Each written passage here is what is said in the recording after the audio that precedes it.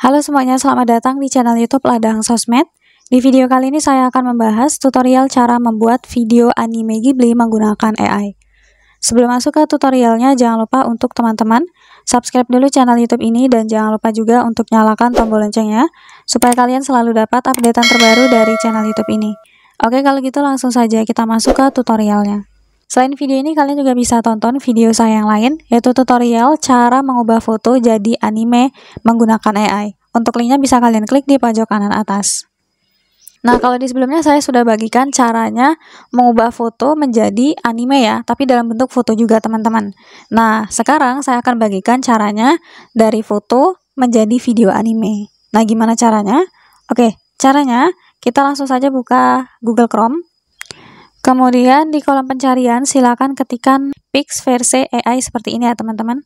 Kalau sudah kita enter, kita pilih yang pertama Pixverse. Oke, setelah di websitenya, sekarang kita bisa klik yang efek, pilih efek. Nah, kemudian di sini ada Ghibli Live ya teman-teman. Nah, ini silakan kita klik. Setelah itu silakan kita upload image, klik icon tanda panah yang mengarah ke atas ini. Nah, saya pakai foto ini, kita klik aja, lalu klik selesai. Oke, kita tunggu sampai prosesnya selesai. Oke, setelah itu di sini kita bisa pilih ya teman-teman mau durasi berapa detik. Di sini ada 5 second, kita klik.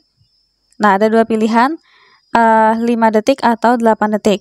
Di sini saya pilih yang 8 detik. Kalau sudah kita klik create yang ada di bawah. Oke, kita tunggu hasilnya selesai. Nah, ini sudah jadi. Sekarang coba kita lihat hasilnya.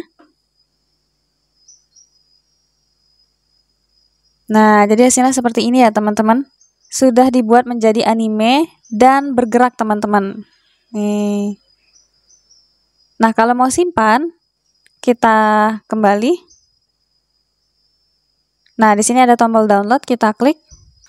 Pilih watermark karena kita pakai yang versi gratis ya.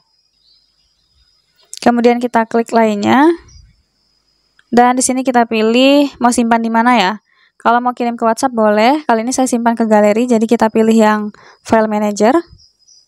Dan oke, file sudah disimpan ke folder download di penyimpanan file manager kita. Coba kita buka.